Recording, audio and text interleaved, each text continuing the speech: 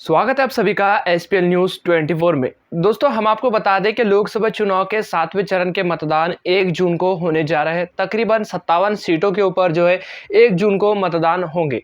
इस बीच में 543 लोकसभा सीटों को लेकर जो ओपिनियन पोल आया है, इसके अंदर जो नतीजे आ रहे हैं ये फाइनल नतीजे होने वाले हैं। दोस्तों हम आपको बता दें कि ये फाइनल लोकसभा चुनाव है, यानी कि 7वें चरण के मतदान होने के बाद 2 या 3 दिन बाद जो ओपिनियन पोल सामने निकल कर आएंगे वही आखिरी ओपिनियन पोल होने जा रहे हैं।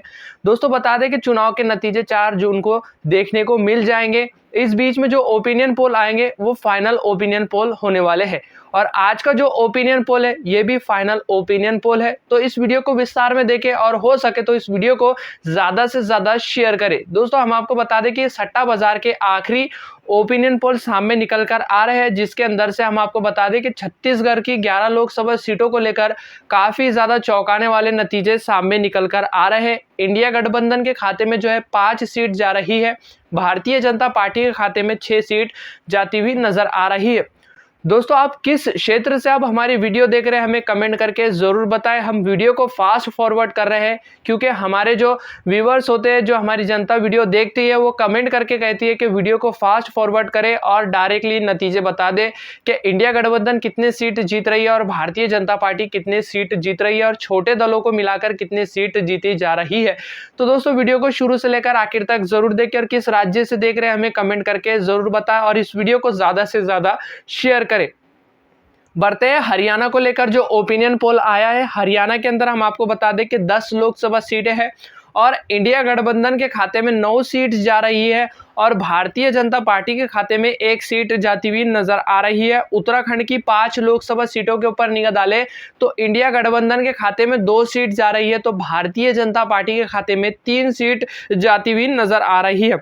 निगाह डालते हैं हिमाचल की 4 लोकसभा सीटों के ऊपर, तो दोनों ही पार्टियों के बीच में आमने सामने का मुकाबला देखने को मिल रहा है। भारतीय जनता पार्टी और कांग्रेस इंडिया गठबंधन के खाते में 2-2 सीट जाती हुई नजर आ रही है। दोस्तों बढ़ते हैं आसाम की 14 लोकसभा सीटों के ऊपर, इंडिया गठबंधन के खाते में 5 सीट जा रही है, तो वहीं भारतीय जनता पार्टी के खाते में 7 सीट जाती हुई नजर आ रही है। निगाह डालते हैं उड़ीसा की 21 लोकसभा सीटों के ऊपर, इंडिया गठबंधन के खाते में 2 सीट जा रही है, एनडीए के खाते में 7 सीट जा रही है और छोटे दलों के खाते में बची हुई जो सीटें हैं वो जाती हुई नजर आ रही है। दोस्तों तेलंगाना की 17 लोकसभा सीटों के ऊपर निगाह डालें तो भारतीय जनता पार्टी के खाते में 4 सीट जा रही है, इंडिया गठबंधन के खाते में 12 सीट जा रही है।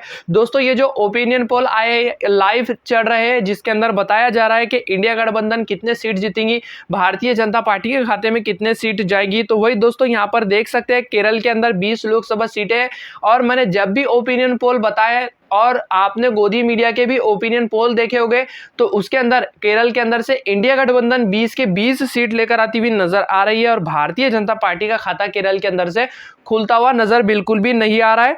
झारखंड की 14 लोकसभा सीटों के ऊपर निगाह डालें तो 7 सीट भारतीय जनता पार्टी के खाते में जा रही है, इंडिया गठबंधन के खाते में 7 सीट जाती हुई नजर आ रही है। और पंजाब की 13 लोकसभा सीटों के ऊपर निगाह डालें तो 13 में से 12 सीट इंडिया गठबंधन के खाते में जा रही है और 1 सीट छोटे दलों के खाते में जाती हुई नजर आ रही है। अनुमान लगाया गया था कि भारतीय जनता पार्टी के खाते में 1 या 2 सीट जा सकती है, लेकिन जो फाइनल ओपिनियन पोल आ रहे हैं इसके अंदर 0 सीट भारतीय जनता पार्टी के खाते में जाती हुई नजर आ रही है। निगाह डालते हैं नागालैंड की 1 लोकसभा सीट के ऊपर, तो इंडिया गठबंधन के खाते में 1 सीट जा रही है। मणिपुर की 2 लोकसभा सीटों के ऊपर निगाह डालें तो 2 के 2 सीट इंडिया गठबंधन के खाते में जाती हुई नजर आ रही है और भारतीय जनता पार्टी को यहां पर तगड़ा झटका लगता हुआ नजर आ रहा है। मणिपुर के अंदर हिंसा हुई थी, इस वजह से भारतीय जनता पार्टी को मणिपुर से भी झटका लग रहा है। बता दें कि मणिपुर के अंदर भारतीय जनता पार्टी की सरकार रहते हुए दरमियान हिंसा हुई थी और वो हिंसा अभी तक कंट्रोल में नहीं आई है और प्रधानमंत्री मोदी ने इसके ऊपर कुछ नहीं कहा था। इस वजह से जनता मणिपुर को लेकर भारतीय जनता पार्टी को लेकर बाइकआउट किया हुआ है।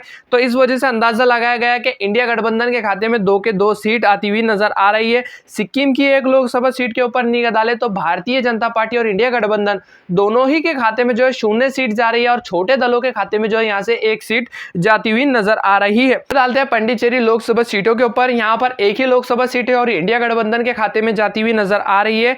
चंडीगढ़ की एक लोकसभा सीट के ऊपर निगाह डाले तो इंडिया गठबंधन के खाते में ये भी सीट जाती हुई नजर आ रही है। भारतीय जनता पार्टी को यहाँ से तगड़ा झटका लगता हुआ नजर आ रहा है। दादर नगर हवेली दोस्तों ये मात्र यहाँ पर एक ही लोकसभा सीट है और ये भी इंडिया गठबंधन के खाते में जा रही है। भारतीय जनता पार्टी के खाते में 0 सीट जा रही है। दमन दीव लोकसभा सीट के ऊपर निगाह डाले तो एक सीट इंडिया गठबंधन और भारतीय जनता पार्टी के खाते में झटका लग रहा है। दोस्तों हमने जितने भी अभी छोटे मोटे राज्यों के अंदर गिने हैं तो उसके अंदर से एक एक सीट भले ही कांग्रेस इंडिया गठबंधन के खाते में जा रही है, एक सीट भी इंडिया गठबंधन को लोकसभा चुनाव के अंदर पूर्ण बहुमत जिता सकती है।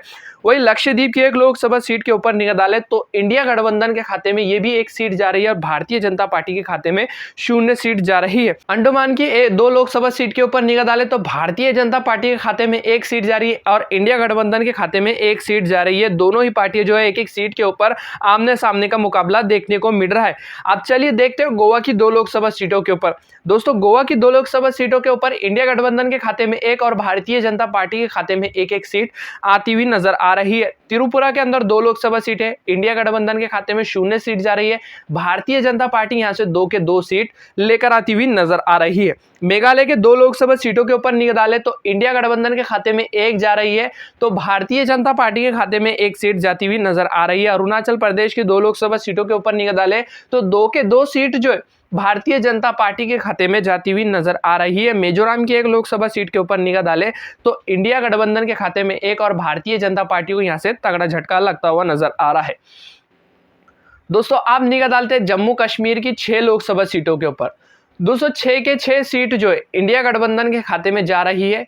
हमने जितने भी ओपिनियन पोल बताए और चाहे गोदी मीडिया के भी ओपिनियन पोल आपने क्यों नहीं देखे होंगे, उसके अंदर खुद इंडिया गठबंधन के खाते में जो है 6 के 6 सीट जाती हुई नजर आ रही है। जम्मू कश्मीर के अंदर से भारतीय जनता पार्टी के खाते में 0 सीट जा रही है। दिल्ली की 7 लोकसभा सीटों के ऊपर निगाह डाले तो इंडिया गठबंधन के खाते में 5 सीट जा रही है और भारतीय जनता पार्टी के खाते में 2 सीट जाती हुई नजर आ रही है। अनुमान लगाया गया था दिल्ली की 7 लोकसभा सीटों को लेकर भारतीय जनता पार्टी 3 या 4 सीट जीत जाए, लेकिन ऐसा बिल्कुल भी नहीं हो रहा है। ये जो फाइनल ओपिनियन पोल आया इसके अंदर 2 के 2 सीट जो है भारतीय जनता पार्टी के खाते में जा रही है और इंडिया गठबंधन के खाते में 5 सीट जाती हुई नजर आ रही है। अब निगाह डालते हैं मध्य प्रदेश के 29 लोकसभा सीटों के ऊपर। दोस्तों इंडिया गठबंधन को यहाँ पर झटका लग रहा है। इंडिया गठबंधन के खाते में 5 सीट आ रही है तो वही एनडीए यानी कि भारतीय जनता पार्टी के खाते में 24 सीट आती हुई नजर आ रही है। गुजरात के 26 लोकसभा सीटों के ऊपर निगाह डाले तो यहाँ पर भी इंडिया गठबंधन के खाते में 3 सीट जा रही है तो वही एनडीए यानी कि भारतीय जनता पार्टी के खाते में 23 सीट जाती हुई नजर आ रही है। कर्नाटक की 28 लोकसभा सीटों के ऊपर निगाह डाले तो 22 सीटों पर इंडिया गठबंधन अपनी मजबूत पकड़ बनाती हुई नजर आ रही है और 6 सीट भारतीय जनता पार्टी के खाते में जाती हुई नजर आ रही है। निगाह डालते हैं राजस्थान की 25 लोकसभा सीटों के ऊपर। भारतीय जनता पार्टी के खाते में 12, इंडिया गठबंधन के खाते में 13 सीट जा रही है। दोनों ही पार्टियां 12-13 के ऊपर एक साथ चुनाव लड़ती हुई दिखाई दे रही है। आते हैं आंध्र प्रदेश की 25 लोकसभा सीटों के ऊपर तो इंडिया गठबंधन के खाते में 2 सीट जा रही है, भारतीय जनता पार्टी के खाते में 8 और वाईएससीपी के खाते में बाकी के बची हुई सीट जो है जाती हुई नजर आ रही है। अंदाजा लगाया गया है कि छोटे पार्टियां जो है आंध्र प्रदेश के अंदर से अच्छी खासी सीटें जीत सकती है, लेकिन ओपिनियन पोल के मुताबिक देखें और फाइनल ओपिनियन पोल के मुताबिक देखें तो इंडिया गठबंधन 2 और भारतीय जनता पार्टी जो है यहाँ से 8 सीट जीत रही है।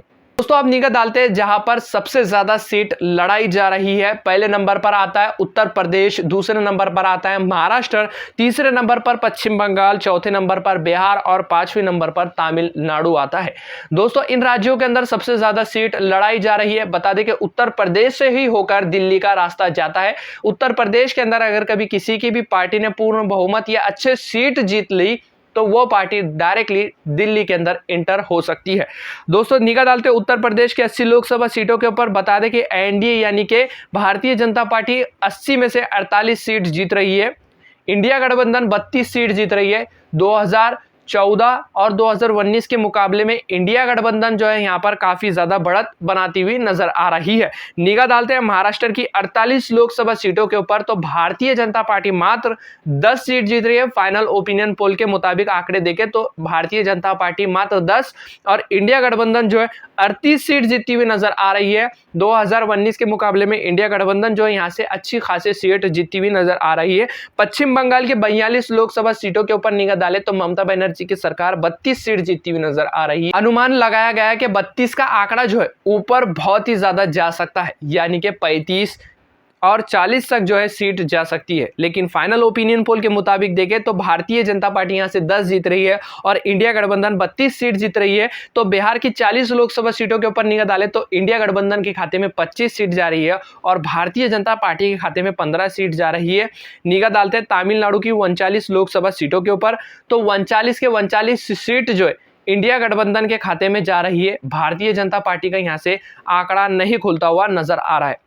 दोस्तों, हमने कुल सीट 543 सीटों के ऊपर चर्चा कर चुके हैं, इनके नतीजे सामने आ चुके हैं।